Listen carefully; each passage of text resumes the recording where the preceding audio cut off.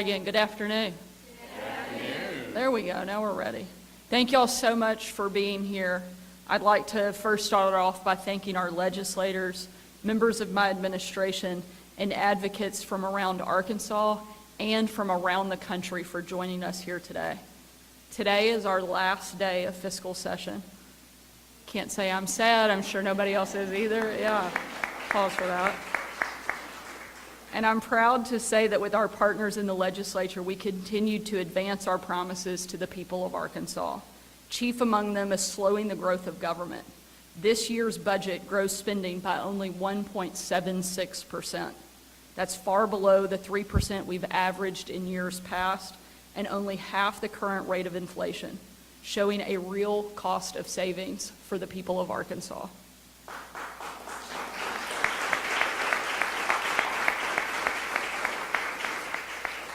At the same time, we're still making critical investments in public safety and education, all of which I called for in my State of the State address just a few weeks ago. We'll put more state troopers on our roads, making sure we provide them with the resources and training they need to keep our communities safe and secure. Grant education freedom to more families than ever in Arkansas history, and pay for the highest starting teacher salaries anywhere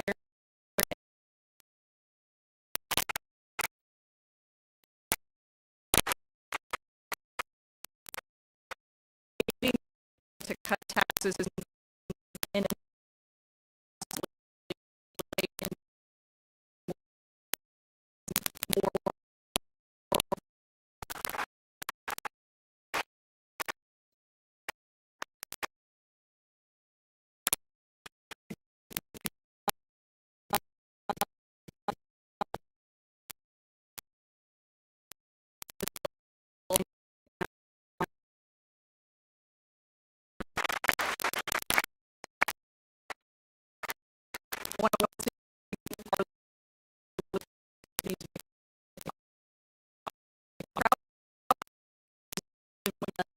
like most Arkansans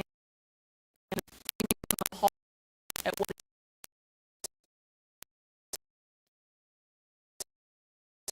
is no crazy.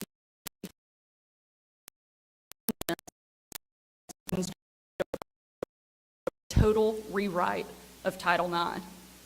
When Title IX was first written, it was 37 words long. The message was simple. Men and women deserve equal access to higher education. In the 52 years since, there have been several beneficial additions, guaranteeing equal access to college athletics, establishing due process for harassment cases, and so on. However, last month, President Biden released a reinterpretation of Title IX that comes in at an insane 459,000 words. Let that sink in. It's a document that should scare every woman and frankly every man in America. Title IX was created to protect women, but Biden's Title IX attempts to erase women completely. According to the rule, sex is no longer based on the commonly understood biological differences between men and women. It's based on how a person feels or their gender identity. To put it another way, Biden thinks anybody can be a woman just because they say so. As a woman, the mother of a daughter, and our state's first chief executive to give birth, thankfully not while in office, I can't think of anything more offensive or dismissive of the very real, very scientific traits that all women share and that no man does. I find myself asking, where are all the so-called feminists? Women fought for so long to have equal access to sports and higher education. Are we really going to throw that all away in the name of political correctness? Walk down any street in Arkansas, from Little Rock to Mountain Home, and ask someone the difference between a man and a woman. You will probably get a pretty straightforward answer. But apparently, Our leaders in Washington can't tell the difference anymore. It would be laughable if it weren't so threatening. That's because the rule doesn't change just language on a paper. It could have a very real impact on Arkansas colleges and universities. If Biden gets his way, female college students will shower and change next to male college students. Referring to someone using biologically correct pronouns will get you hauled in front of a disciplinary board for harassment. And scholarships, previous will not to anyone Biden in the federal government, we will not comply. The hard work of our legislature, Arkansas, since law predict Biden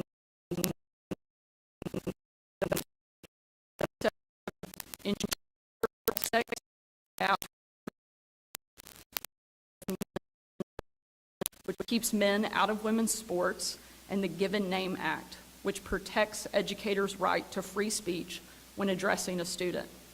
That's the law in Arkansas, and we will enforce it.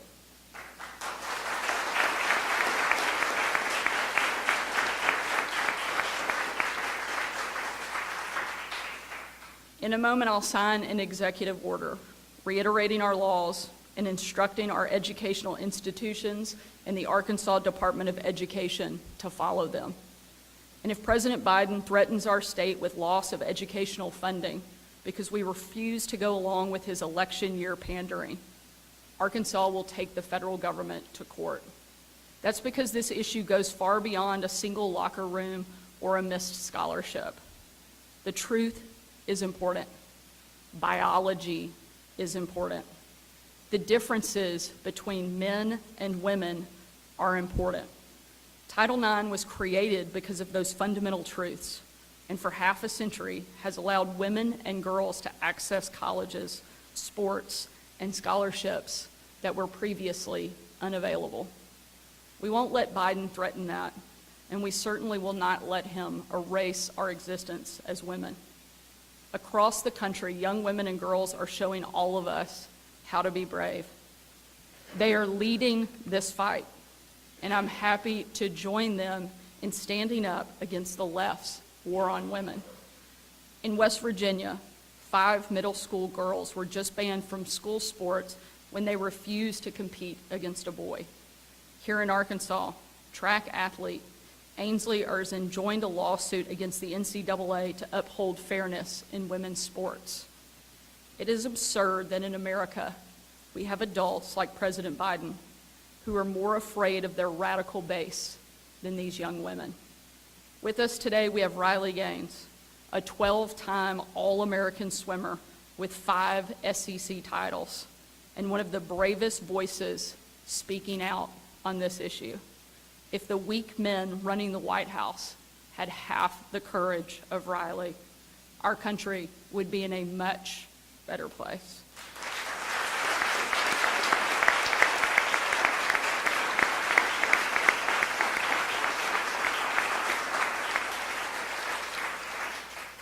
Despite the fact she swam for the wrong team,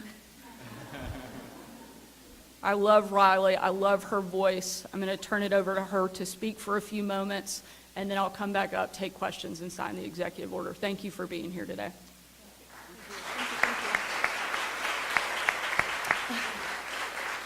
Thank you, Governor Sanders.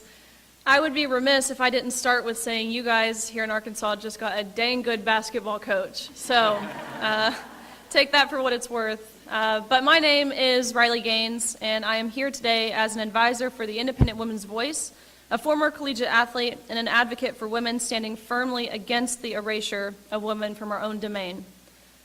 By now, my story is well known. In March of 2022, my teammates and I were forced to compete against a male named Leah Thomas, formerly Will Thomas.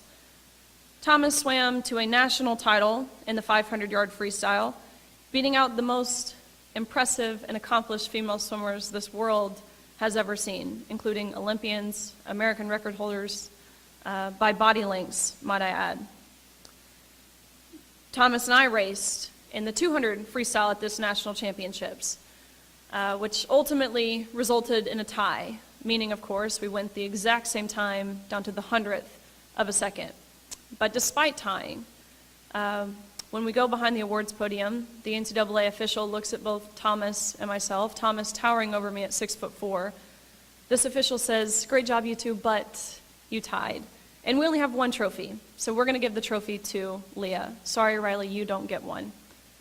And when I asked the dreaded question of why are you adamant on giving the trophy in the women's 200 freestyle to the man, he simply responded with, "Well, this is what we had been advised to do when photos were being taken. It's crucial that the trophy's in Leah's hands."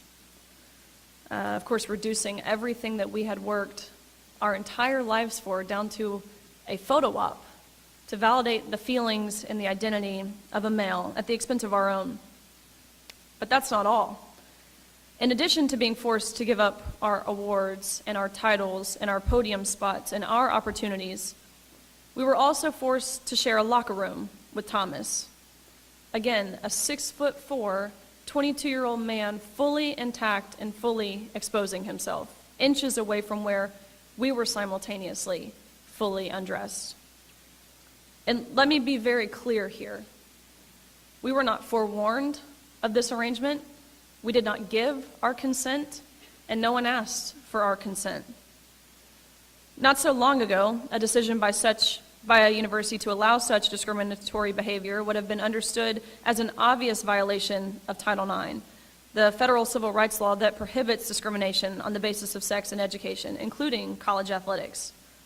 But now the Biden administration is attempting to rewrite Title IX, flipping the statute entirely on its head. Rather than protect female students, the Biden administration recently released an administrative rule that allows the discriminatory conduct female swimmers faced in 2022. Actually, it not only allows this discrimination, it compels it, it endorses it. More specifically, the new rule forces schools to let males replace women, to take our opportunities and our scholarships, and enter our private spaces, including locker rooms and bathrooms. It encourages schools to gaslight and emotionally blackmail women who do not consent to these violations, and to compel speech and punish students who express certain political viewpoints. Under this unconstitutional rule, a child's refusal to use preferred pronouns is grounds for sexual harassment. How Orwellian is that? Thankfully, we do have some tremendous leaders in our country, and today we have seen that on full display. Governor Huckabee Sanders is taking decisive action to protect Title IX, prevent unjust sex discrimination, save women's sports, and protect our privacy. You guys are lucky to have such a fierce leader in Arkansas because, believe it or not, only a handful of states actually define sex-based words like woman in law, even define sex as it stands. But today, Governor Sarah Huckabee Sanders will make history as the first female governor to enshrine in law definitions of sex that are based on science and common sense. In resisting President Biden's unlawful and discriminatory actions and signing this executive order inspired by the Independent Women's Voices Women's Bill of Rights, Governor Huckabee Sanders has proven herself a true champion of women. Thank you, Governor. Your leadership is why I wake up every day and continue to fight so hard for the right of every woman and the right to equal opportunity and access to single-sex spaces. I sincerely hope that your leadership will serve as an example and encourage other governors to also resist this illegal attempt to replace and erase women. Thank you.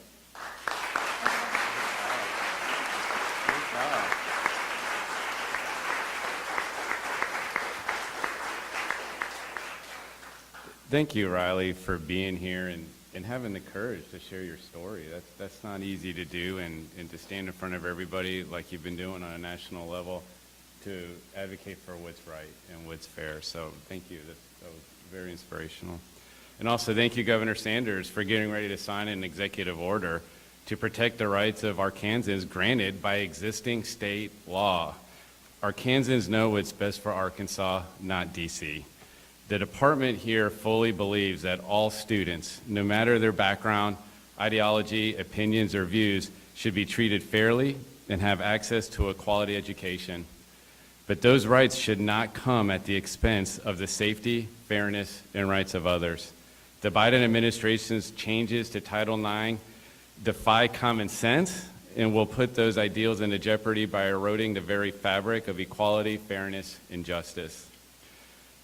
When the U.S. Department of Education released its interpretation of Title IX, calling it a rule, our agency immediately began receiving inquiries from students, parents, and educators about how these concerning changes would impact the long-standing successful programs established in our state. We're thankful to Governor Sanders for putting a very clear and concise executive order that we're getting ready to sign into law. And it lets everyone know that we will not ignore Arkansas law. We will not let Washington undermine or erode our existing state laws, such as the Fairness of Women's Sports Act and the Give and Name Act. Despite attempts by the federal government to distract us from what's important and disrupt our efforts to keep students safe while protecting their privacy, we will continue to focus on these efforts and ensure that all students have access to a high-quality education, improving student achievement, and preparing students for life. So today I want students, parents, and educators to know that we hear you, we support you, and we will fight against the unjust agenda being pushed by Washington to water down 50 years of Title IX protections. And most importantly, we will continue to support and fight for the more than 37 female students that are participating in our sanctioned sports and activities in Arkansas schools, and the almost 1,500 competitive female athletes in Arkansas's colleges and universities. Thank you once again, Governor Sanders, for this executive order. I look forward to sharing with schools and educational institutions guidance on how to maintain the rights of Arkansans and continuing to support current Arkansas law.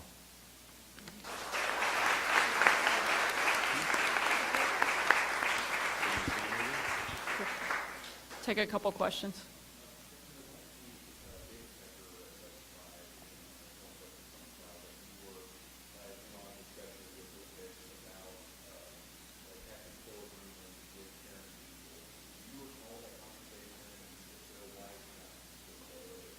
As exactly what I would expect. We talk about one of the biggest issues facing our state, our country, focusing on protecting our students here in Arkansas. And you want to focus on the left's war against President Trump and the way that they are interfering in our election and trying to use the courts to do so. I've commented on that extensively in the past. I'm not going to do so again today. Andrew, I've answered your question. I don't have anything else to add.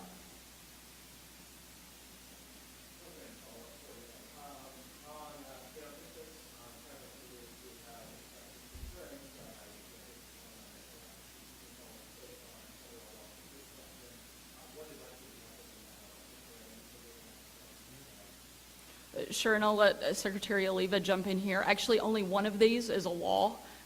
We aren't the group that has tried to circumvent the system like the Biden administration is doing through the new guidance that they are issuing on Title IX. We are enforcing and upholding state law, and we're asking that our institutions follow Arkansas law, and that is one of the reasons for the executive order today, is to provide that clarity and that instruction to our institutions across the state.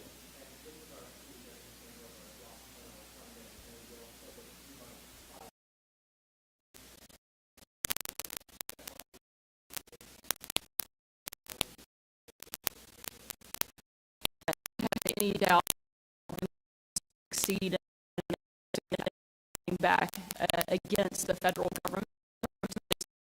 We are very clear and have every difference in and that represent this would be able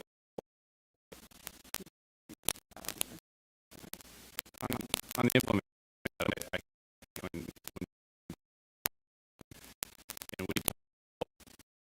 the Biden last summer went to see comment position, and we issued guidance to school district that we're going to stay the course, follow Arkansas law.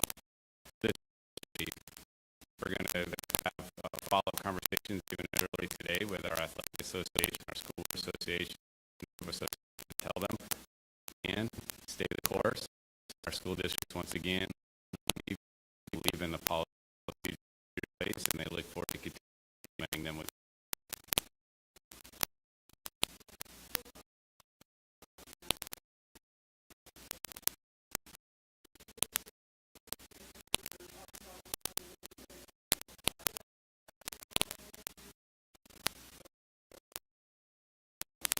We'd be happy to have every single governor in the country standing up and fighting for the protection of women in their state, and we would happily join them in that process.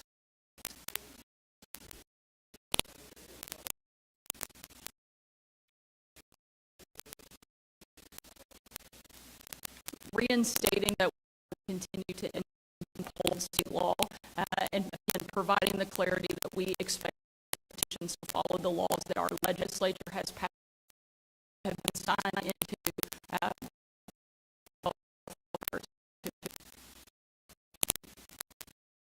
All right, we will. I'm the executive. Thank you so much for being here.